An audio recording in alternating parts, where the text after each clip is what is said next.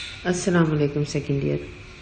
آج ہم معاشی ترقی کی پیمائش کا ٹاپک پڑھنے جا رہے ہیں۔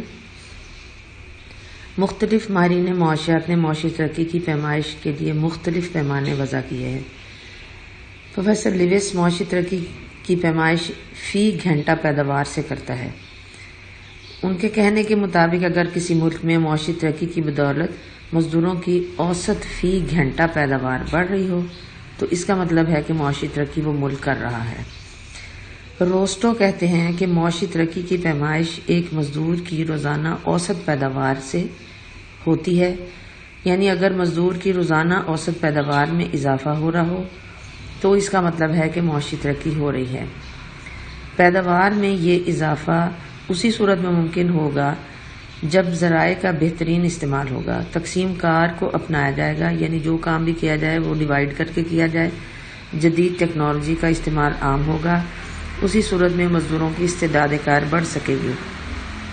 ایک اور اکانومسٹ کولن کلارک لکھتے ہیں معاشی ترقی کی پیمائش کے سلسلے میں کہ جوں کوئی ملک ترقی کرتا ہے تو ابتدائی بنیادی پیشوں مثلاً زراعت، جنگلات، ماہی گیری میں مشغول لوگوں کا تناسب کم ہو جاتا ہے۔ اس کے برعکس ثانوی پیشوں یعنی مصنوعات، تعمیرات، مواصلات، تجارت میں آبادی کا تناسب بڑھ جاتا ہے۔ معاشی ترقی کی پیمائش سے متعلق مختلف معیشت دانوں کی ذاتی رائے کا ذکر کرنے کے بعد اس بات کا ہم جائزہ لیں گے کہ عام طور پر ماہرین کے نزدیک معاشی ترقی کا کون سا پیمانہ قابل قبول ہے۔ معاشی ترقی کی پیمائش کے لیے درج ذیل پیمانے ہیں۔ نمبر 1 حقیقی قومی آمدنی کا طریقہ، نمبر 2 فیکس آمدنی کا طریقہ، نمبر 3 معیار زندگی بطور پیمانہ معاشی ترقی۔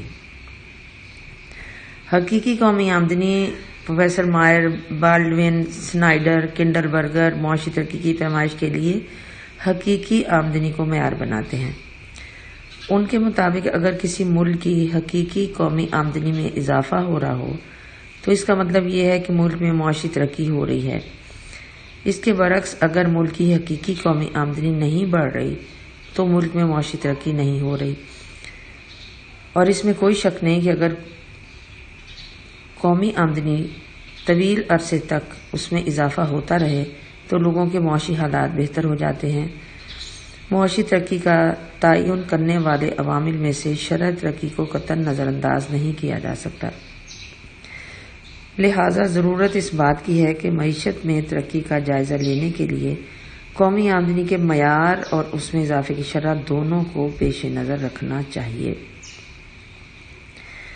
کیونکہ ہو سکتا ہے ایک ملک کی معاشی حالات بظاہر دوسرے ملک کے معاشی حالات سے بہتر ہوں، لیکن دوسرے ملک کی ترقی کی شرح پہلے ملک کے مقابلے میں بلند ہو۔ اس طرح سے ممکن ہے کچھ عرصے بعد دوسرا ملک اپنی بلند شرح ترقی کی وجہ سے پہلے ملک سے بہتر ہو جائے۔ اور اس کی پیمائش کی راہ میں جو رکاوٹیں حائل ہیں، قومی آمدنی کو جب معیار بناتے ہیں تو اس میں سب سے پہلے ہے صحیح اعداد و شمار اکٹھا کرنے میں مشکلات کا سامنا کرنا پڑتا ہے۔ یہ آپ معاشی ترقی کی پیمائش والے چیپٹر میں بھی یہ چیز آپ کو بتائی گئی تھی۔ دوسرے نمبر پہ اشیاء کی قدر و قیمت کا صحیح اندازہ لگانا مشکل ہو جاتا ہے۔ بعض اوقات قیمتوں پر کنٹرول ہوتا ہے، ان میں ٹیکس شامل ہوتا ہے یا بعض اوقات سبسڈی دی جاتی ہے۔ تیسرے نمبر پہ لوگ اپنی آمدنی صحیح نہیں بتاتے، وہ مختلف شکوک و شبہات کا شکار ہوتے ہیں، یا کچھ لوگ اس وجہ سے نہیں بتاتے کہ ان کی آمدنی زیر زمین یعنی ناجائز آمدنی ہوتی ہے، اس وجہ سے بھی وہ اس کو شو نہیں کرنا چاہتے۔ دوسرا طریقہ فیکس آمدنی کا ہے۔ آرتھر لیوس اور ولیمسن وغیرہ نے معاشی ترقی کی پیمائش کے لیے فیکس آمدنی کے طریقے کو معیار بنایا۔ ان کے نزدیک معاشی ترقی کی پیمائش کا معیار یہ ہے کہ ملک میں فیکس آمدنی میں اضافہ ہو رہا ہو اور لوگوں کا معیار زندگی بلند ہو رہا ہو۔ اگر فیکس آمدنی میں اضافہ نہ ہو رہا ہو یا معیار زندگی بلند نہ ہو رہا ہو تو اس کا مطلب یہ ہوگا کہ ملک میں معاشی ترقی نہیں ہو رہی۔ اس میں بھی کچھ رکاوٹیں موجود ہیں۔ نمبر 1، قومی آمدنی اور آبادی سے متعلق صحیح اعداد و شمار آسانی سے دستیاب نہیں ہوتے۔ نمبر 2، محض فی کس آمدنی انسانی زندگی کے توصیفی پہلو کی وضاحت نہیں کرتی۔ نمبر 3، اس سے اس بات کی نشاندہی نہیں ہو سکتی کہ مختلف افراد اور گروہوں کے درمیان آمدنی کی تقسیم مساویانہ ہے یا نہیں ہے۔ نمبر 4، فی کس آمدنی کا زیادہ ہونا ترقی یافتہ ہونے کی ضمانت نہیں ہوتی۔ تیسرے نمبر پہ تیسرا جو پیمائش کا طریقہ تھا وہ فزیکل معیار زندگی بطور پیمانہ معاشی ترقی ہے۔ 1970 اور 80 کے 10 سال کے عرصے میں ماہرین پہلے بیان کردہ دونوں طریقوں سے مطمئن نظر نہیں آتے۔ ان کے خیال میں نہ تو قومی آمدنی میں اضافہ اور نہ ہی فی کس آمدنی میں اضافہ معاشی ترقی کی صحیح عکاسی کرتا ہے، بلکہ معاشی زندگی کی بنیادی ضروریات اگر بہتر طور پر دستیاب ہوں اور لوگوں کا معیار زندگی بلند ہو رہا ہو تو پھر کہا جا سکتا ہے کہ معاشرہ ترقی کی راہ پر گامزن ہے۔ اور نارمن ہکس کے نزدیک معاشی ترقی کی پیمائش بنیادی حاجات کی تسکین اور غربت میں کمی ہونا چاہیے۔ اگر کسی معاشرے میں صحت، تعلیم، خوراک، رہائش، آب رسانی، نکاسی آب، نقل و حمل، قوت وغیرہ جیسے بنیادی ضروریات بہتر طور پر پوری ہو رہی ہیں اور زندگی کا معیار بلند ہو رہا ہے تو کہا جا سکتا ہے کہ وہ معاشرہ ترقی کی راہ پر گامزن ہے۔ لہذا معاشی ترقی کا جائزہ لینے کے لیے ان سماجی اشاروں کو ضرور پیش نظر رکھنا چاہیے۔ پاکستانی عوام کا معیار زندگی۔ پاکستان میں پاکستان ایک ترقی پذیر ملک ہے۔ اس کے عوامل اللہ تعالیٰ نے اس کو بے تحاشا دیے ہوئے ہیں۔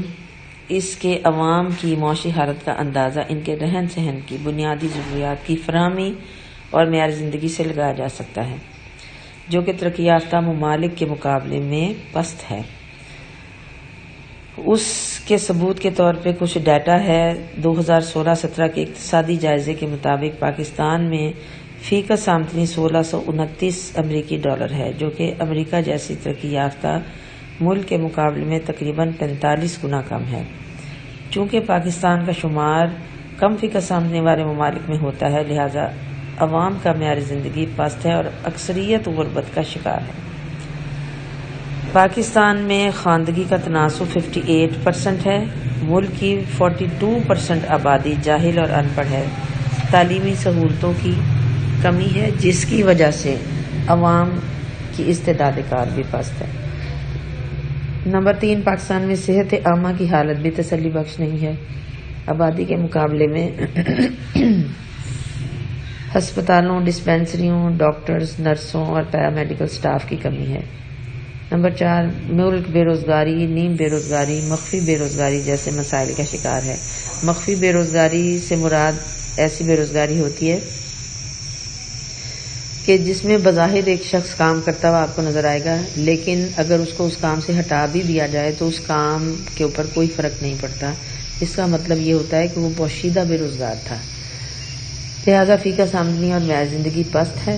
نمبر 5، پاکستان افراطی آبادی کا بھی شکار ہے۔ آبادی کی شرح افزائش 1.86% سالانہ ہے، جو ایشیا میں بلند ترین ہے، لہذا یہ وسائل پر بوجھ بنی ہوئی ہے اور عوام کا معیار زندگی کم تر ہے۔ نمبر 6، ملک کے تقریباً 66% آبادی دیہی علاقوں میں آباد ہے، جہاں زندگی کی بنیادی سہولتیں بھی ناکافی ہیں، جبکہ شہری آبادی کی اکثریت بھی پینے کے صاف پانی کی فراہمی اور نکاسی آب، فضائی آلودگی جیسے مسائل سے دوچار ہے۔ نمبر 7، رہائشی سہولتیں ناکافی ہیں اور آبادی کا 1/3 حصہ کے پاس رہنے کے لیے ایک کنبے کے پاس ایک کمرے کا گھر بھی بمشکل دستیاب ہے۔ نمبر 8، آمدنی اور دولت کی تقسیم عدم مساویانہ ہے۔ چند ایک گھرانے ملک کی 80% دولت اور آمدنی پر قابض ہیں، جبکہ 75% آبادی کو قومی آمدنی کا بمشکل 20% حصہ ملتا ہے۔ اس طرح عوام کا معیار زندگی انتہائی پست ہے۔ نمبر 9، بڑھتی ہوئی مہنگائی نے عوام کی کمر توڑ رکھی ہے۔ عام لوگوں کے لیے ضروریات زندگی کا حصول ایک شدید نوعیت کا مسئلہ بنتا جا رہا ہے۔ جیسے کہ آپ کو آج کل اگر آپ حالات پہ غور کریں تو ایک غریب جو کہ کوئی سبزی لے کر پکا کر کھا سکتا تھا، اب سبزی اس کی پہنچ سے باہر ہو چکی ہے۔ نمبر 10، پاکستانی عوام کی بدقسمتی ہے کہ انہیں ابھی تک سیاسی استحکام نصیب نہیں ہو سکا۔ آج دن کے ماشاء اللہ اور بدلتی ہوئی حکومتیں عوام کی معاشی ترقی کا کوئی واضح پیغام نہیں دے سکیں۔ نمبر 11، پاکستانی عوام کو مناسب اور متوازن خوراک میسر نہیں۔ یومیہ کیلوریز کا استعمال کم ہے، لہذا کمزور صحت اور پست استعداد کی وجہ سے رہن سہن اور معیار زندگی بھی پست ہے۔ نمبر 12، بنیادی تحتی ڈھانچہ کمزور ہونے کی وجہ سے ٹرانسپورٹ، گیس، بجلی اور دیگر سہولیات کی فراہمی کی کمی کا سامنا ہے۔ یہ تمام باتیں ہیں جو بتا رہی ہیں کہ پاکستان جیسا ملک جو کہ ترقی پذیر اکانومی کہلاتا ہے، اس کے ترقی یافتہ ممالک کے مقابلے میں اس کے لوگوں کا معیار زندگی انتہائی پست کیوں ہے۔